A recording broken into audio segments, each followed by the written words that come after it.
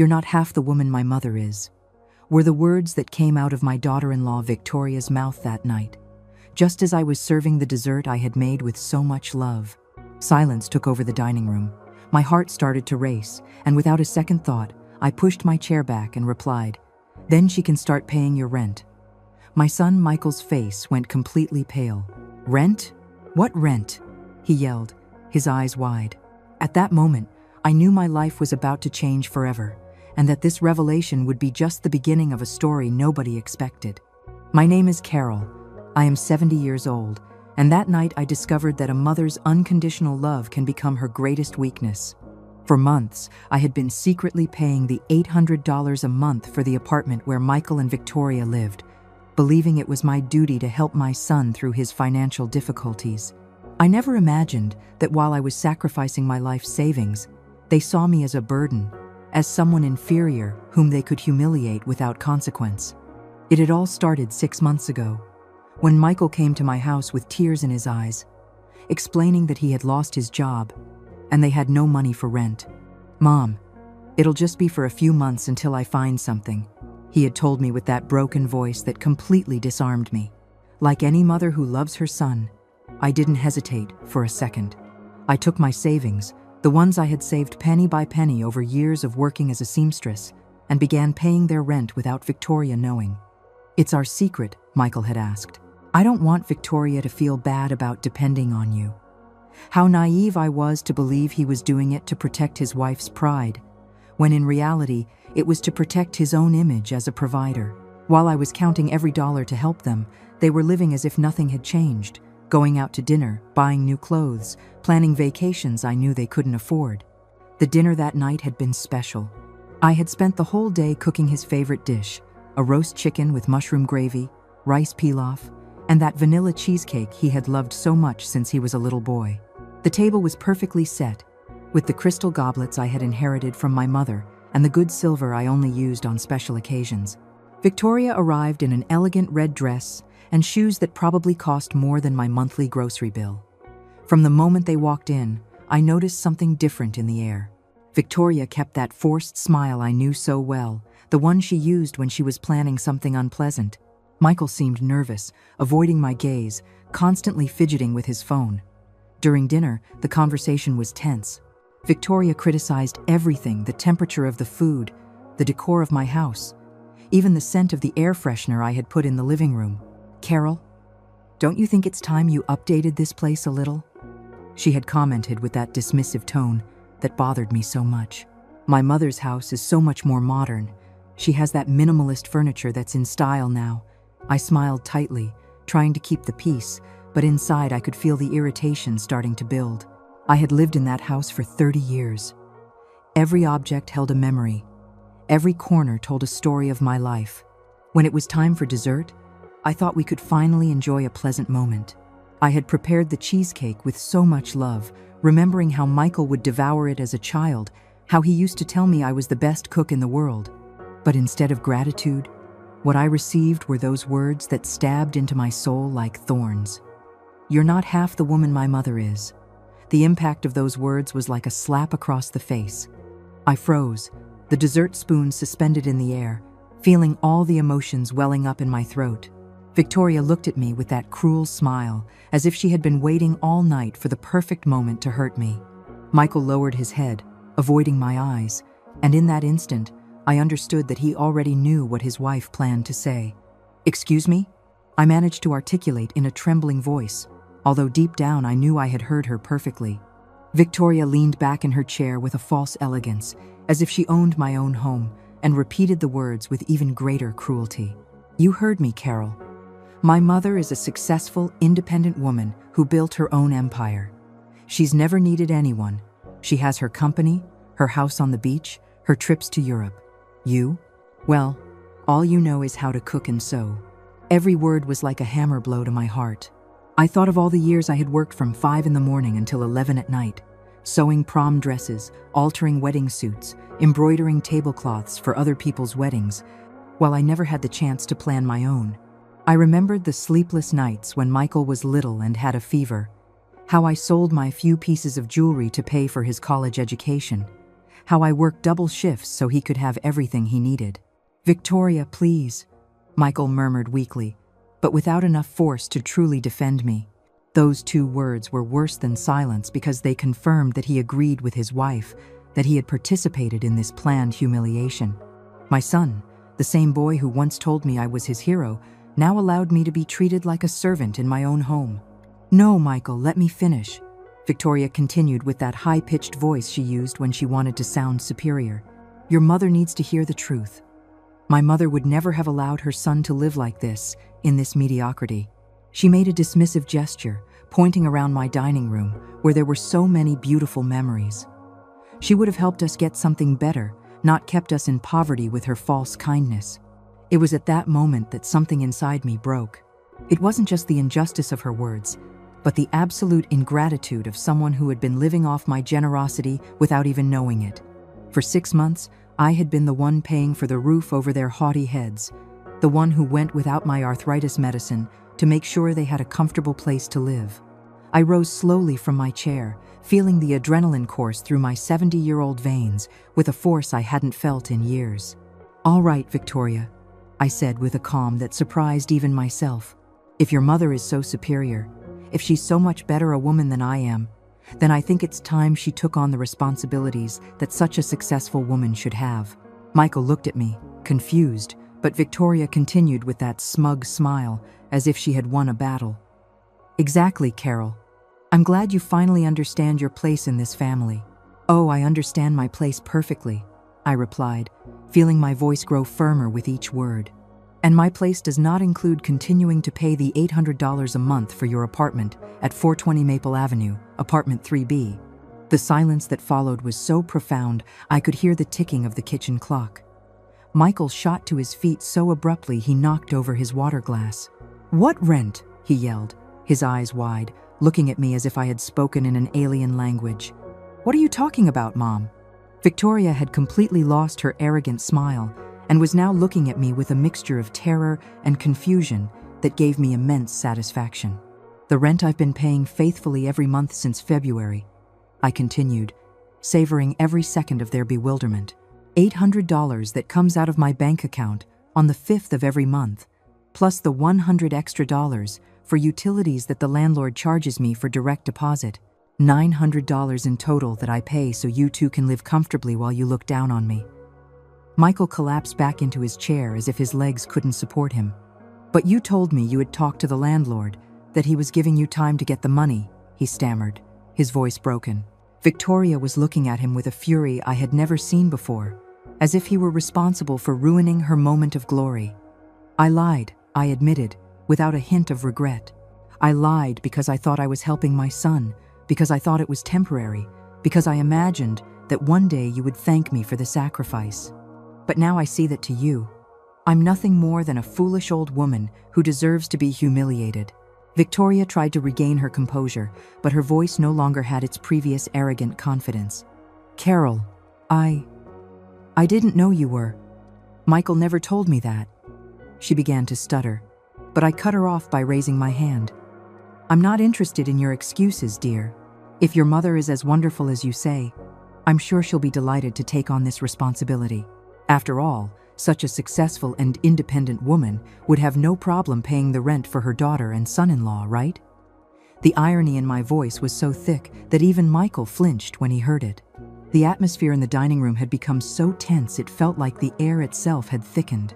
Victoria looked back and forth between Michael and me, as if she were rapidly calculating all the implications of what she had just discovered. Michael's hands were trembling, and he had started to sweat visibly. "Mom, why didn't you tell me the truth?" he finally asked, his voice broken. "Why did you let me believe you had worked out a deal with the landlord?" Michael's question echoed in the dining room like a painful cry.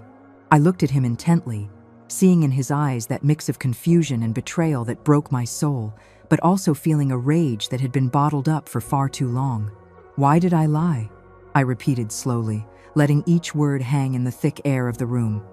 "I lied to you because you're my son, Michael. Because when you came to my house, crying, telling me you had lost everything, that you didn't even have money to buy food, I couldn't just stand by and watch the boy I raised, the man I love more than my own life, Suffer. Victoria remained silent, but I could see her mind working quickly, trying to process the implications of this revelation.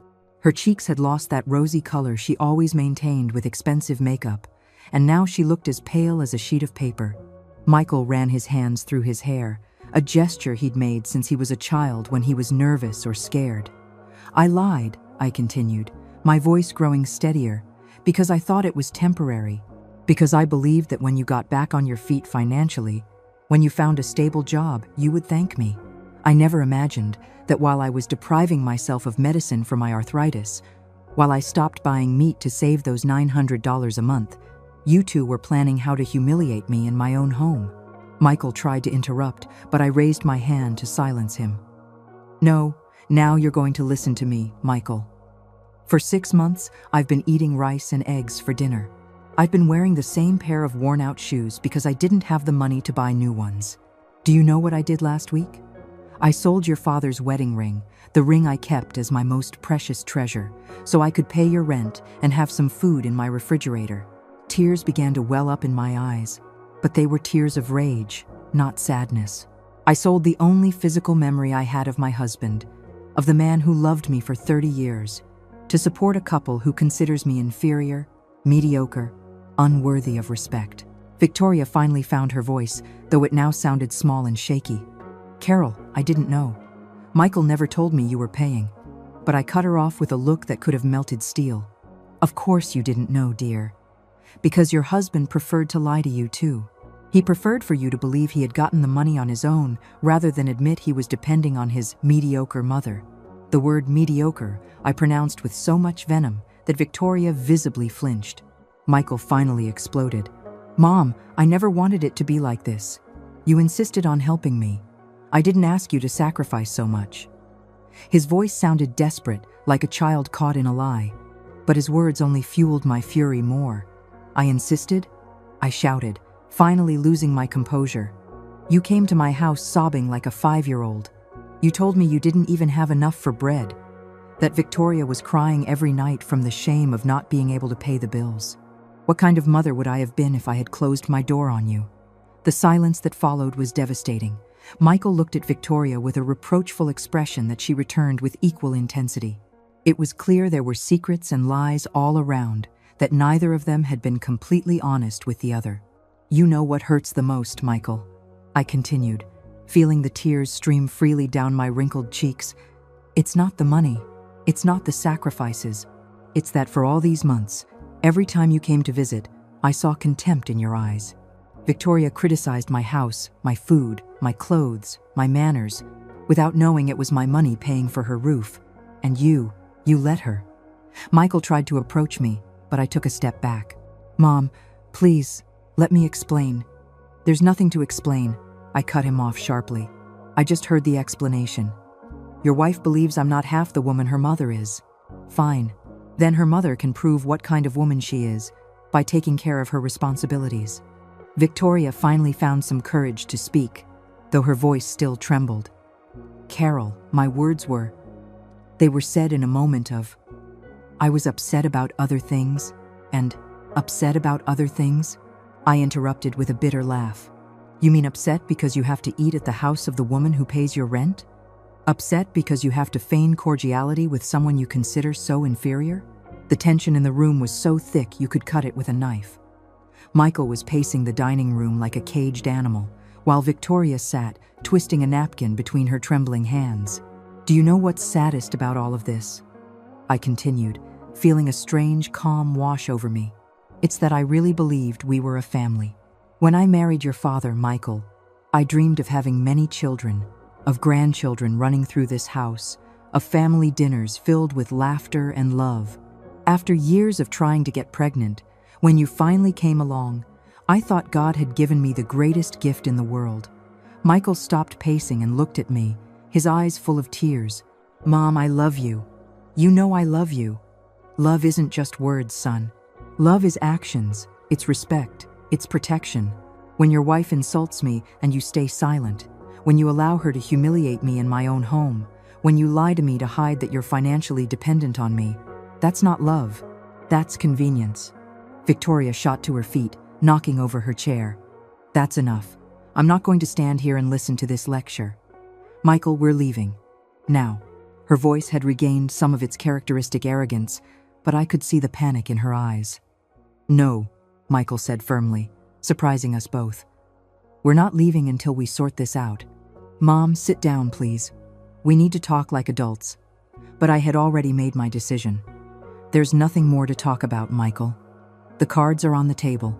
Your wife has made it very clear what she thinks of me, and you've shown that you agree with her. Starting tomorrow, I will no longer pay your rent. If Victoria's mother is as superior as she claims, I'm sure she'll find a way to help you. But Mom, you can't do that, Michael yelled.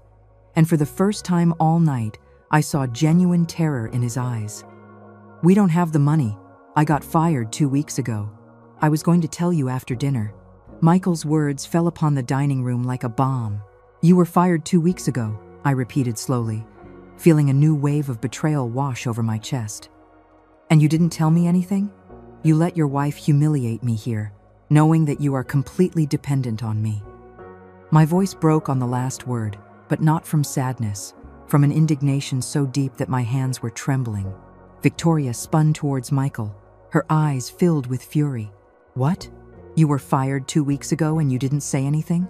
I've been spending money as if everything was normal while you... She couldn't finish the sentence. She covered her face with her hands and began to sob in a way so dramatic she looked like a soap opera actress.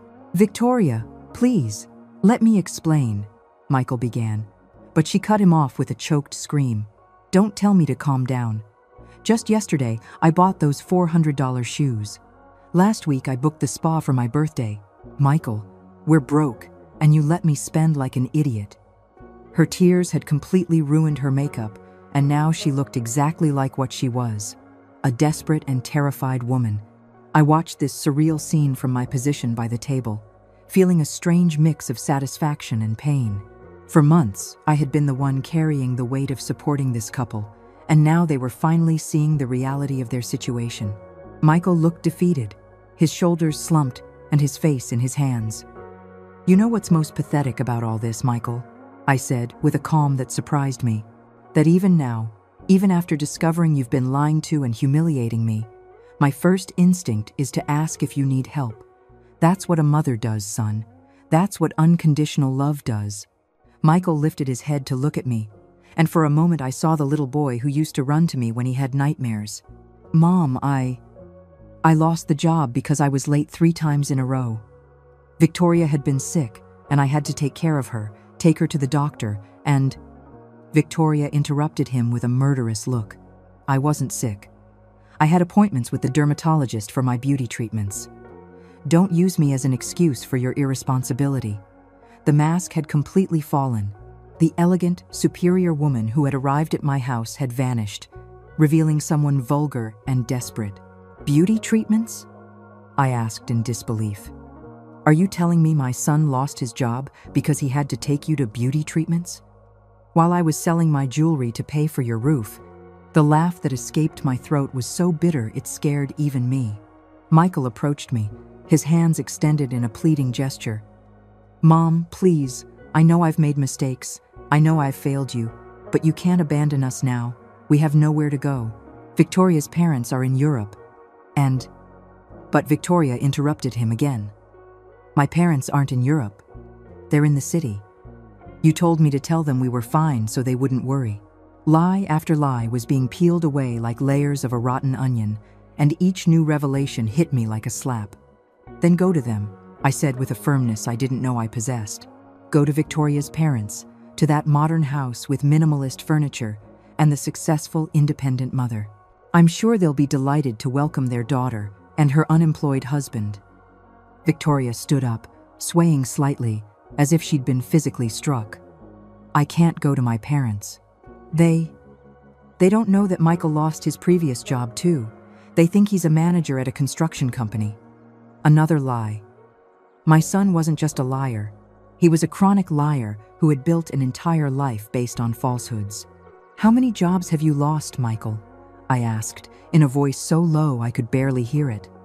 How many times have you lied to me? The silence that followed was deafening. Michael couldn't look me in the eye, and Victoria had started sobbing again, but this time more genuinely, as if she had finally grasped the magnitude of her situation. 3 jobs in the last 2 years, Michael finally admitted, his voice cracking. I always found excuses. I always told you it was temporary, that companies were downsizing. He stopped and looked at me with those eyes that were once my whole world. Mom, I have a problem.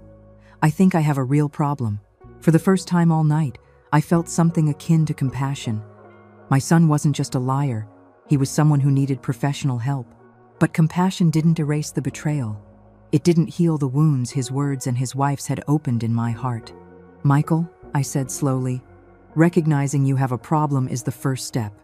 But I can't keep being your safety net while you do nothing to change.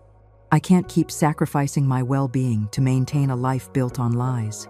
Victoria stood up abruptly, wiping her tears with the sleeve of her red dress.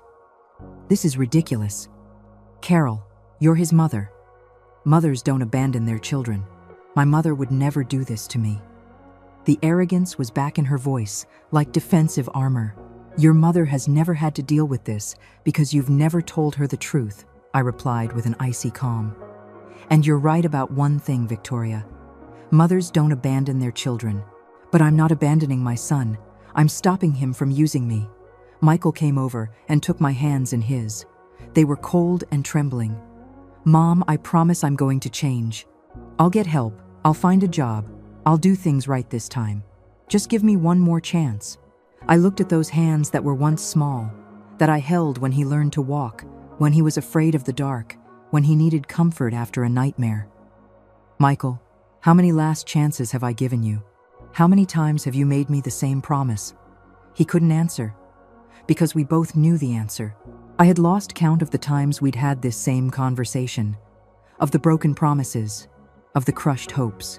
The lease is up next month, I announced, gently pulling my hands from his. You have 30 days to find a solution. After that, I will no longer be responsible for your housing. Victoria stormed towards the door. Let's go, Michael. I'm not going to stay here and be humiliated by a woman who doesn't understand what family means. But Michael didn't move. Victoria, you go if you want. I need to talk to my mother. His voice had a firmness I hadn't heard in years. And for a moment, just for a moment, I saw a flash of the man he could have been. Victoria stopped dead in her tracks when she heard Michael's words. She turned slowly, and the expression on her face was a mixture of disbelief and pure fury. Are you asking me to leave? Me? After everything I've sacrificed for this marriage? Her voice had become high-pitched, almost hysterical, and she gestured with her hands as if conducting an invisible orchestra. Victoria, please, I need to fix this with my mom. Too much has happened tonight and… Michael tried to explain, but she cut him off with a scream that probably woke up the entire block. No, I'm not going anywhere. If you're going to grovel like a dog in front of your mother, you're going to do it with me present. She crossed her arms and planted herself firmly in the center of my dining room, like a statue of stubbornness. Besides, this conversation directly affects me. If she stops paying our rent, where are we going to live? A homeless shelter? I watched this scene with a mixture of fascination and horror. In a single night, I had seen the perfect facade this couple had built crumble, revealing the lies they had been weaving for months. It was like watching a car crash in slow motion, terrible, but impossible to look away. Victoria, I finally said, I think you've said enough for one night. You've made it very clear what you think of me, and I've been equally clear about what I think of you two. There isn't much more to discuss. Yes, there is plenty more to discuss, she shouted, her face turning as red as her dress. You can't just ruin our lives because you were offended by a comment. Families forgive each other. Families support each other. The hypocrisy of her words hit me like a slap. Families support each other? I repeated slowly. You mean how you've supported me tonight? Or how Michael has supported me by lying about his employment situation? Or maybe you mean how you've supported me by letting me sacrifice my savings while you live as if nothing happened? Michael sat down heavily in one of the dining chairs, his head in his hands. Mom, I know we've made terrible mistakes. I know we've hurt you in unforgivable ways. But if you turn your back on us now, we literally have nowhere to go. That's not my problem, I replied, and the words came out of my mouth with a hardness that surprised even me. For 70 years, I've been taking care of others. I took care of my parents until they died. I took care of your father during his illness. I've taken care of you since the day you were born. Do you know when the last time was that someone took care of me? When was the last time someone worried about my well-being? The silence that followed was deep and painful. Michael lifted his head and looked at me with an expression I hadn't seen since he was a little boy, that mix of guilt and understanding that appeared when he finally understood he had done something very wrong. Never, he admitted, his voice barely audible. I've never worried about taking care of you. I always just assumed you'd be there, that you'd always be okay, that you'd always have the strength to solve everyone's problems. Victoria seemed to be losing patience with this emotional conversation. Enough with the melodrama. Carol, you're the mother. It's your responsibility to help your son. You can't just decide you don't want to be a mother anymore. Those words were the last straw. I walked up to Victoria until I was just inches from her face, and when I spoke, my voice was so low and threatening that she instinctively recoiled. Don't you ever tell me what kind of mother I should be. I have been a mother for 35 years. I have sacrificed my youth, my dreams, my opportunities, my money, my health, everything for my son. What have you sacrificed? Your beauty treatments? Your $400 shoes? Victoria tried to answer, but I continued without giving her a chance. Being a mother doesn't mean being a bottomless ATM. Being a mother doesn't mean accepting humiliation and disrespect. Being a mother means teaching your children to be responsible, independent, respectful people. And in that, clearly, I have failed. Michael shot to his feet, knocking over his chair. Don't say that.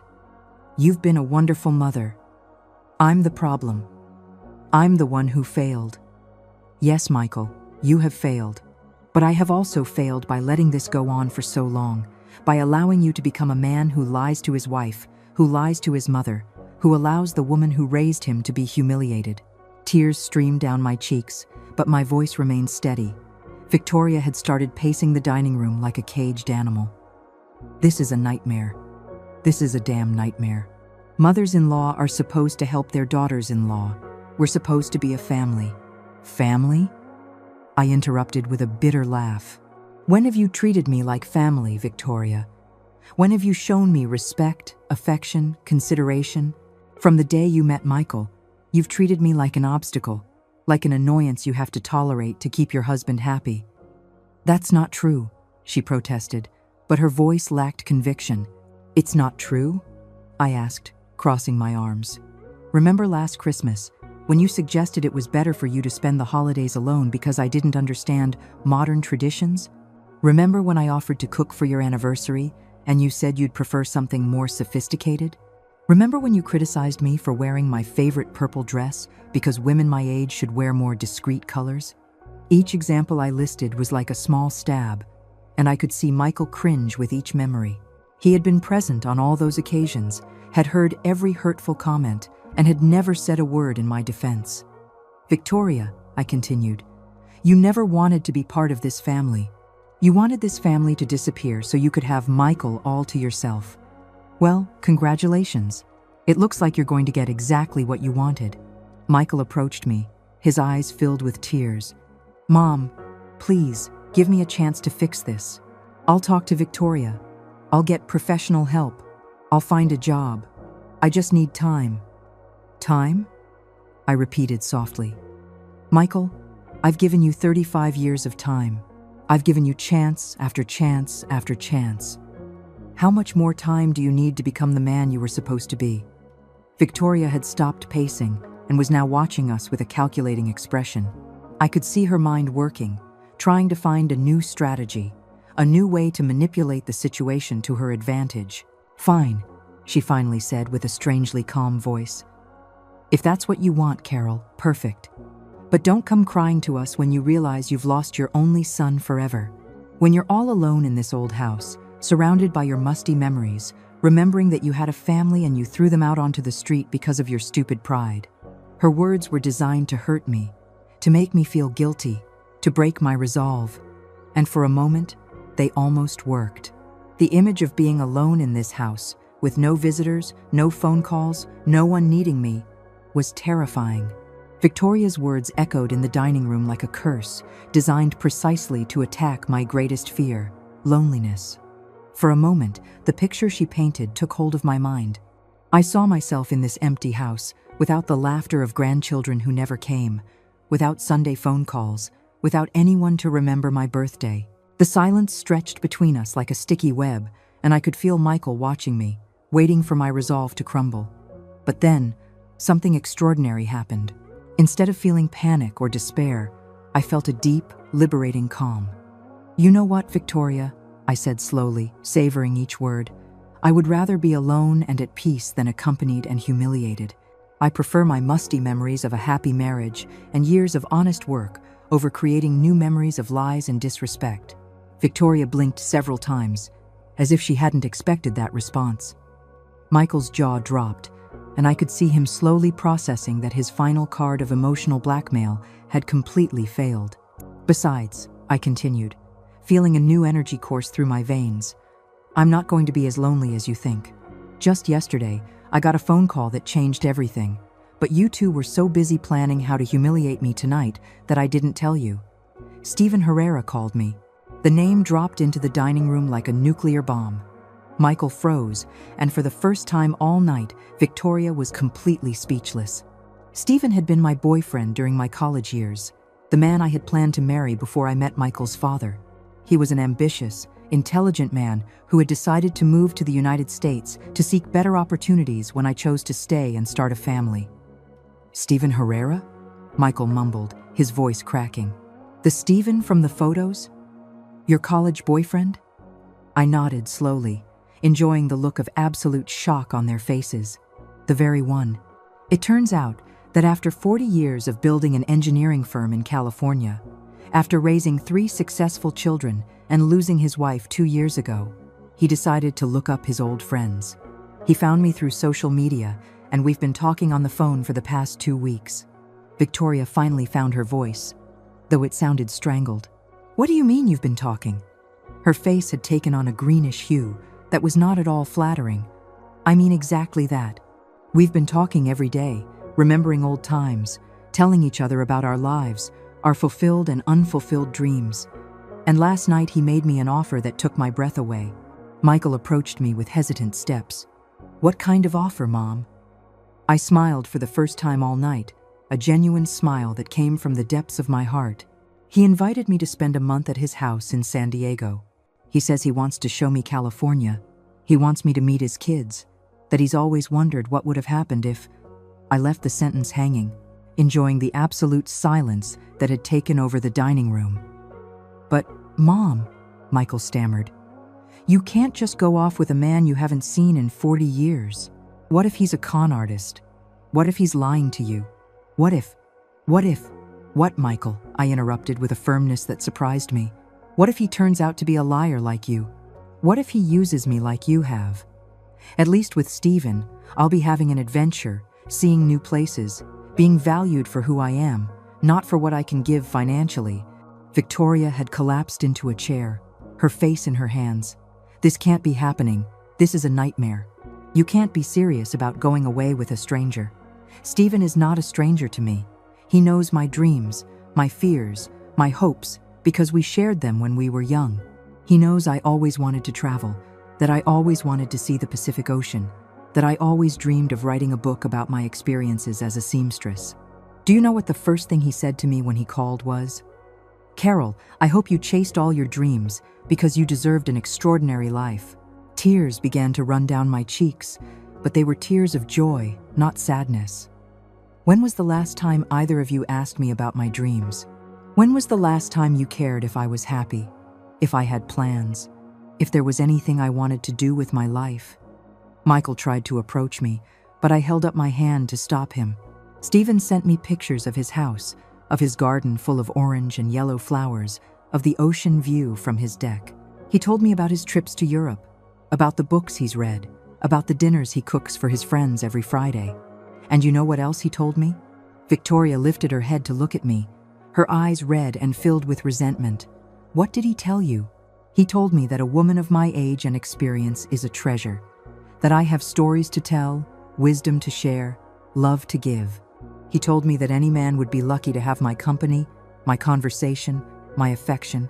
My voice broke slightly as I recalled those words, which had healed wounds I didn't even know I had. After I hung up that call, I sat in my kitchen and cried for an hour. But I didn't cry from sadness, I cried from relief. I cried because someone had finally reminded me that I am more than a mother, more than a provider, more than a free maid. I am a woman with her own worth. Michael had turned ashen. "Mom, please, don't make any rash decisions because of what happened tonight. Stephen could just be telling you what you want to hear. Scammers are very skilled." "Enough," I shouted with a force that surprised even me. "Enough trying to control my life. Enough telling me what I can and cannot do. For 35 years, I have lived for you. I have made every decision thinking about your well-being, your future, your happiness. For the first time in decades, I am going to make a decision thinking about myself." The silence that followed was deafening. Michael had slumped into a chair, his head in his hands, sobbing like a small child. Victoria was staring at me with a mixture of hatred and terror, as if she had seen a ghost. "You know what else Stephen told me?" I continued, feeling my confidence grow with each word. "He told me he had kept a picture of me from when we were 20, the one where I'm wearing the white dress with red flowers that I had sewn myself. He said that all these years, especially after his wife died, he would look at that photo and wonder if I had been happy, if I had managed to fulfill my dreams." Michael lifted his head, his eyes swollen from crying. "And what did you tell him?" I told him the truth, that I had had moments of happiness, especially when you were little, when your father was alive, when I thought I was building something beautiful called a family. But I also told him that I had sacrificed so much of myself in the process that I no longer remembered who Carol was before she was Michael's mother or Frank's widow. Victoria shot to her feet as if stung by a bee. "This is ridiculous. You can't leave with that man. What will people say? A woman your age chasing romantic adventures like a teenager." I looked her directly in the eye and smiled with a serenity I hadn't felt in years. "Victoria, dear, after tonight, what people think is the last thing I'm worried about. After all, if my own family considers me inferior and mediocre, what does the opinion of strangers matter?" Michael finally found the strength to speak. "Mom, if you really want to meet Stephen, if you really want to travel, we could support you. But don't do it out of spite. Don't ruin your life just to punish us." "Ruin my life?" I repeated in disbelief. "Michael, don't you understand? This isn't a decision made out of spite. This is a decision of survival. For the first time in decades, someone is offering me a chance to be happy, to be valued, to be loved for who I am, not for what I can provide." I walked to my dining room window and looked out at the street where I had lived for so many years, where I had raised my son, where I had buried so many dreams. Tomorrow, I'm going to call Stephen and I'm going to accept his invitation. I'm going to buy a plane ticket. I'm going to pack a suitcase with my best dresses, and I'm going to find out if it's still possible to be happy at 70 years old. The weeks following that dinner were the strangest of my life.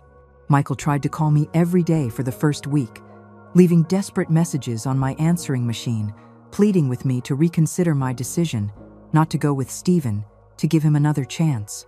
Victoria, on the other hand, didn't bother to contact me once, which was both painful and liberating. At least I knew exactly where I stood with her. Stephen and I talked every night on the phone, conversations that stretched for hours, just like when we were young.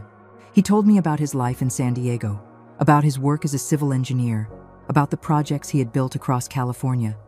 I told him about my years of sewing, about the wedding dresses I had created, about the stories each client had shared with me. It was strange and wonderful to feel interesting again, to feel that someone valued my experiences and my memories. "Carol," he had said during one of our late-night calls, "I've thought about you for 40 years. When I married Margaret, when my kids were born, when I built my company, there was always a part of me that wondered what would have happened if I had been brave enough to ask you to come with me to America." His words filled me with a warmth I hadn't felt in decades. "Stephen, I thought about you many times too, especially when things got tough, when his father was sick, when Michael started having problems. I wondered what my life would have been like if I had gotten on that plane with you. Well, he had replied with that deep laugh I remembered perfectly. It's never too late to find out, is it? The plane ticket sat on my nightstand, real and tangible like a promise of freedom. Departure, March 15th. Destination, San Diego, California. Stephen had insisted on paying for the ticket, but I had refused his offer. This is my decision, my adventure, I had told him. I want to pay for it with my own money. The money I had saved for months by skimping on medicine and decent food, money I would now use for something that would make me happy for the first time in years. 3 days before my trip, Michael showed up at my door. He looked terrible gaunt, with deep dark circles under his eyes, his clothes wrinkled as if he'd slept in them. "Mom, please, we need to talk," he said in a broken voice that broke my heart despite everything that had happened. I let him in but kept my emotional distance. "Where's Victoria?" I asked as I made coffee in my small kitchen. "At her parents' house," he replied, sitting heavily in my kitchen chair. "She left a week ago. Says she can't be with me if I don't have a job, if I can't keep her in the lifestyle she deserves." He laughed bitterly. "Turns out her superior mother isn't so superior when it comes to helping out financially. They told her to figure it out on her own." I felt a pang of satisfaction that wasn't particularly noble, but one I couldn't help. "And what are you going to do now?" "I've been desperately looking for a job. I've applied everywhere.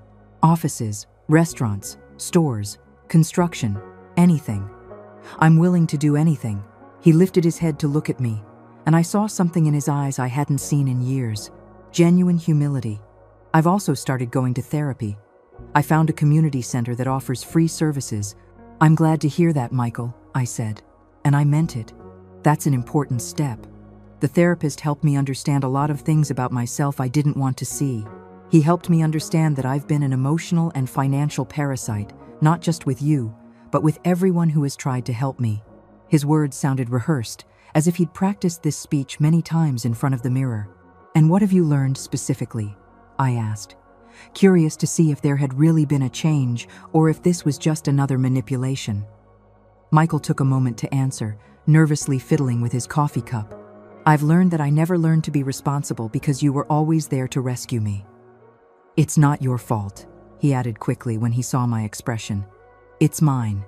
But the pattern was set very early on, and I never made the effort to break it. I nodded slowly. "And Victoria? What did you learn about your relationship with her?" "That it wasn't love I felt for her. It was emotional dependency. I liked that she was demanding and critical because it gave me excuses not to grow, to remain a child who needed his mom to rescue him." He paused and looked me directly in the eyes. "Mom, I know I don't deserve your forgiveness. I know I've destroyed our relationship. But I need you to know that for the first time in my adult life, I'm seeing things clearly." "And what exactly do you see?" I asked carefully. "I see a 70-year-old woman who sacrificed her entire life for a son who never thanked her for it. I see a woman who worked her hands to the bone to give me an education and opportunities that I squandered. I see a woman who deserves to be happy, who deserves to be valued, who deserves to chase her own dreams after decades of chasing mine." His words moved me, but they also made me cautious. "Michael, I'm glad to hear you're reflecting on these things. But words are easy. Real change takes time and consistent action." "I know," he said, nodding vigorously. "And I'm not here to ask you to cancel your trip. I'm not here to ask for money or help. I'm here to tell you that I'm going to prove with actions that I can change, even if you're no longer here to see it." "What do you mean by that?" Michael got up and started pacing my small kitchen. "I got a job with a cleaning company. It's night work, pays little, but it's honest, and it allows me to live in a small room I rented near downtown. I'm also taking online classes to get a certification in accounting." I looked at him with genuine surprise. "When did you decide to do all this?" "The night after our dinner. When I got home and Victoria started screaming at me for ruining our financial situation. Something inside me just snapped. I realized I was 35 years old and had never been responsible for my own life for a single day." He sat down again and took my hands in his. "Mom, I want you to go to California. I want you to meet Stephen, to see the ocean, to write that book you've always wanted to write. I want you to be happy, even if it means I'm no longer a part of your life." For the first time since the night of the dinner, I felt like I was talking to my real son. not the manipulative, dependent version I had known for so many years. Michael, you will always be a part of my life. You are my son, and you always will be. But you need to understand that our relationship can't stay the same. I understand completely, he said firmly. And I want you to know that I'm going to work on becoming the kind of son you can be proud of, even if it takes years, even if by then it's too late to repair our relationship. We sat in silence for several minutes, each lost in our own thoughts. Finally, Michael spoke again. Would you tell me about Stephen? What was he like when you were young? An involuntary smile spread across my face. He was brilliant, ambitious, gentle. He had this way of making me feel like the most interesting woman in the world. When we talked, he would focus completely on me, as if my words were the most important thing he had ever heard. Why didn't you go with him when he left for the States? Because I was scared, I admitted. Scared of leaving everything I knew, scared of failing, scared of not being good enough for him. And then I met your father, and he represented security, stability, a predictable life. I paused. I don't regret choosing your father. He was a good man, and we had beautiful moments. But now, I have a second chance to find out what would have happened if I had been braver. Michael nodded slowly. Do you think Stephen has really thought about you all these years? Or do you think he's idealizing the past? Michael's question made me think deeply. You know, Michael, I've asked myself that same question every night since Stephen contacted me. Is what he feels real? Or are we two older people idealizing a youthful love? I got up and walked to the window, looking out at the garden where I had planted roses so many years ago. But then I realized, it doesn't matter. How can it not matter? Michael asked with genuine curiosity. It doesn't matter if what we feel is nostalgia, idealization, or true love. What matters is that, for the first time in decades, I feel alive, I feel valuable, I feel like a woman who deserves to be courted, admired, and respected. I turned to look at him. When was the last time I felt like that? When was the last time someone made me feel special just for being myself? Michael lowered his head, ashamed. I never made you feel that way, did I? I always took you for granted, as something that would always be available no matter how I treated you. Exactly. And not just you, Michael. Your father, too, towards the end of our marriage, started to see me only as the woman who cooked, cleaned, and took care of him when he was sick. I stopped being Carol and became just Frank's wife, and then Michael's mother. At that moment, my phone rang. It was Stephen, calling at the time we had agreed upon, as always. I looked at Michael, who nodded for me to answer.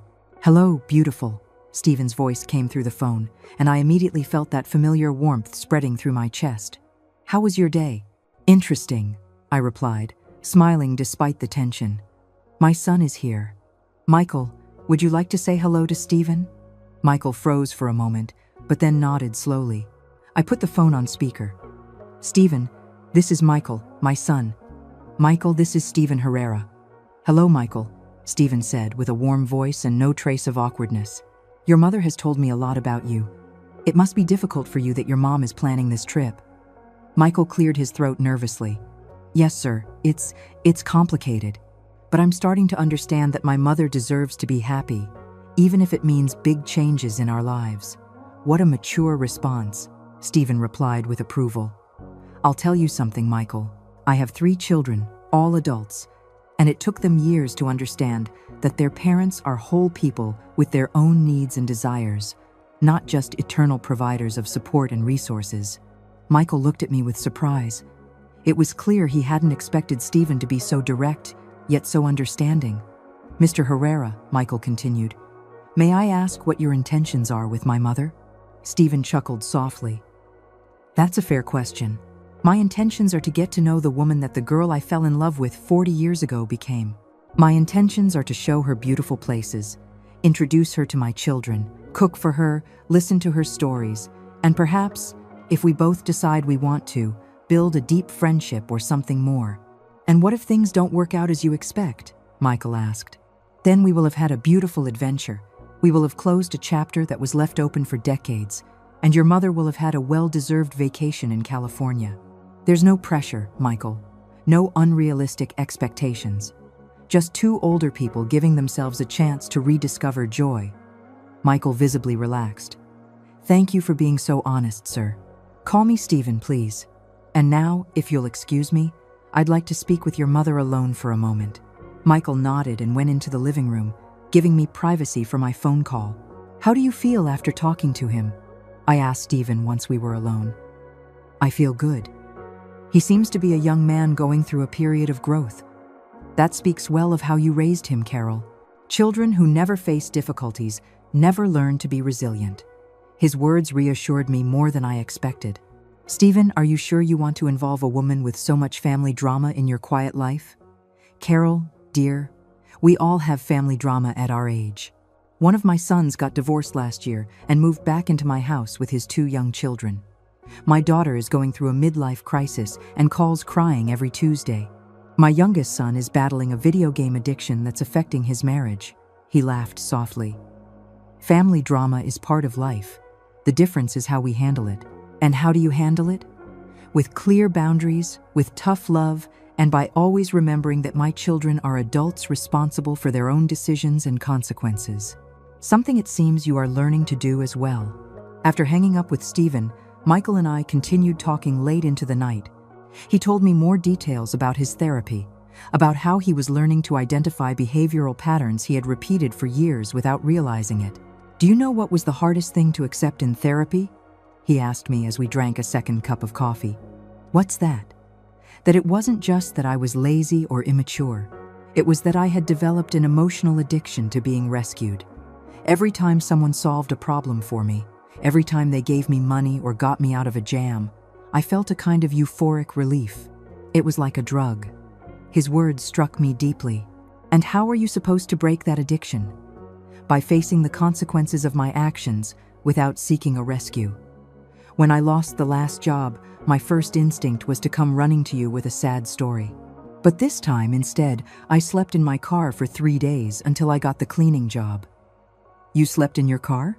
I asked with automatic motherly concern. Yes. And it was one of the most important experiences of my life. For the first time, I truly understood what it means to not have a safety net, what it means for my actions to have real consequences. He looked me directly in the eyes. Mom, during those 3 nights, I thought a lot about you. I thought about all the times you had to choose between your needs and mine, and you had always chosen mine. That's what mothers do, Michael. No, Mom. That's what mothers who haven't learned to set healthy boundaries do.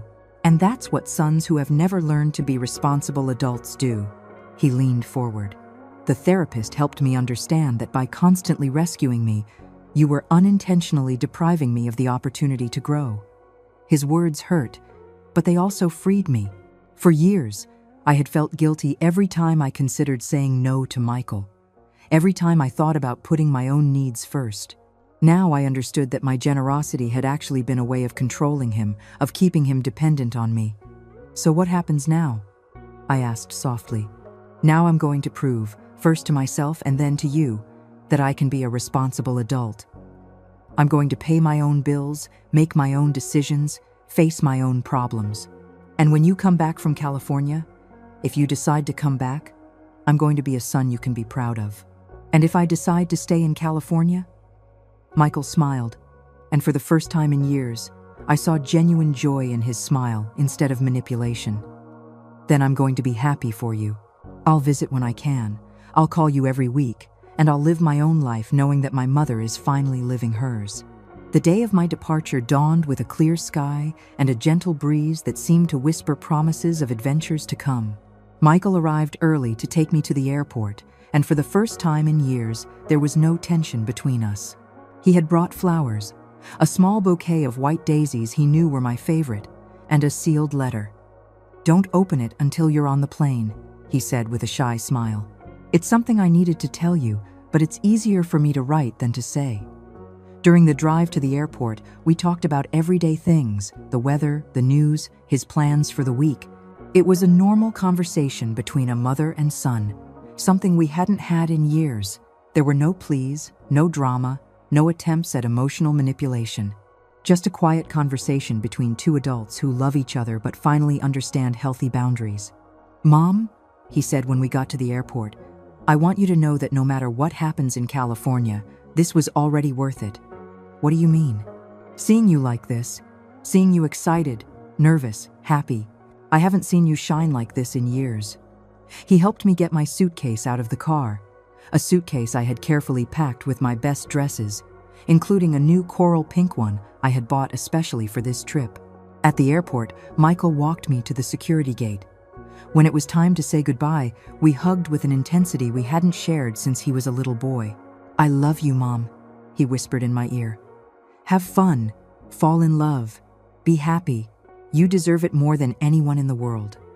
"I love you too, son, and I'm proud of the man you're becoming." Once on the plane, I opened Michael's letter with trembling hands. His handwriting, which had always been sloppy, looked more mature, more careful. "Mom, these past few days I've been thinking about all the times you were heroic without me even noticing. When you worked double shifts to pay for my school books. When you sold your new sewing machine to buy me a bicycle. When you pretended not to be hungry so I could have more to eat. When you stayed up all night taking care of me when I was sick. All those moments of silent love that I took for granted. Now I understand that being a mother doesn't mean sacrificing yourself until you disappear. It means loving enough to teach independence. It means being brave enough to let go when it's time. Thank you for finally loving me enough to let me grow. Fly high, Mom, literally and figuratively. With all my love and respect, Michael. P.S. Stephen is lucky to know the most extraordinary woman in the world." Tears streamed down my cheeks as I put the letter in my purse. Through the airplane window, I could see the clouds stretching out infinitely, and for the first time in decades, I felt that my future was just as infinite. Stephen was waiting for me at the San Diego airport with a bouquet of yellow roses and a smile I recognized immediately, even though it had more wrinkles and his hair was completely white. When he saw me, his face lit up with the same joy I remembered from our college days. "Carol," he said as we hugged, "you're even more beautiful than I remembered." The days that followed were like living in a dream. Stephen took me to see the Pacific coast, where for the first time in my life, I saw the ocean stretching to the horizon. He introduced me to his children, who welcomed me with a genuine warmth that moved me deeply. His youngest daughter, Carmen, told me, "Dad hasn't smiled like this since Mom died. Thank you for bringing the joy back to him." Stephen cooked for me every night, elaborate dinners we savored on his deck while watching the sunset. We talked for hours about our lives, our fulfilled and unfulfilled dreams, our fears and hopes. It was as if the 40 years that had passed vanished when we were together. "Do you know what I like most about being with you?" he asked one night as we walked along the beach. "What's that?" "That when I'm with you, I'm not Margaret's widower. I'm not the worried father of 3 adult children. I'm not the retired engineer. I'm just Stephen, the man who fell in love with a brilliant girl 40 years ago and never forgot her." His words reached my soul because they expressed exactly how I felt. With him, I wasn't Michael's long-suffering mother. I wasn't Frank's widow. I wasn't the tired seamstress. I was just Carol, a woman with stories to tell, dreams to chase, and love to give. At the end of my month in California, Stephen made me a proposal that changed my perspective on what was possible at 70. "Carol, I don't want this to end. I know it's crazy. I know we're just getting to know each other again after so many years, but I want you to consider moving to California. Not to get married right away, not to live together if you don't want to, but to give ourselves the chance to build something beautiful in this stage of our lives." My first instinct was to think of all the reasons why it was impossible. My house, my few friends, my life back home. But then I thought of Michael, of his letter, of his words about flying high. I thought of Victoria, who had likely never respected me. I thought of all the years I had lived for others, postponing my own dreams. "And what if things don't work out?" I asked. "Then we'll have had a beautiful adventure. But, Carol, what if they do? What if after a lifetime of putting others first, you finally get the chance to be completely happy?" That night, I called Michael to tell him about Stephen's proposal. His response surprised me and filled me with pride. "Mom, are you happy with him?" "Happier than I've been in decades." "Does he treat you well? Does he respect you? Does he make you feel valued?" "Every day, then stay. Build the life you deserve. I'm going to be okay. In fact, I'll be better knowing that you're finally living for yourself." 6 months later, I was packing my most cherished belongings, preparing to move permanently to California. Michael helped me with the entire process, demonstrating a maturity and responsibility that filled me with hope for his future. "You know what's the most ironic part of all this?" he said as we packed family photos. "What's that?" "That by letting you go, I feel like I'm finally getting you back. Not as the mother who constantly rescues me, but as the extraordinary woman you always were, but who I never bothered to truly know." As I write this story from Stephen's deck, watching the Pacific Ocean and waiting for him to return from the market where he's gone to buy ingredients for the dinner we'll cook together, I reflect on everything that has changed. Michael is successfully building his own life. He got a promotion at work, moved into a better apartment, and is dating a woman who challenges him to be a better person instead of enabling his dependency. Victoria, he told me, married an older man who can support her lifestyle, which is probably for the best for everyone. And I finally learned that it's never too late to be happy. I learned that self-love isn't selfishness, but the foundation for loving others in a healthy way. I learned that a 70-year-old woman can have adventures, can fall in love, can start over. Stephen and I got married last month in a small ceremony on the beach, with his children and Michael as witnesses. Michael cried throughout the entire ceremony, but they were tears of joy. "I never thought I'd see my mother marry for love," he told me afterward. "I always assumed your marriage to Dad was just for convenience and family. Now, when I look back at that terrible night when Victoria humiliated me in my own home, I see it as the greatest gift I could have ever received. Because it was that humiliation that finally woke me up, that showed me I deserved more, that gave me the courage to pursue the happiness I thought I had lost forever. And you? What would you do if life gave you a second chance to be completely happy? Would you have the courage to take it, no matter what others think? Because, believe me, it's never too late to start over."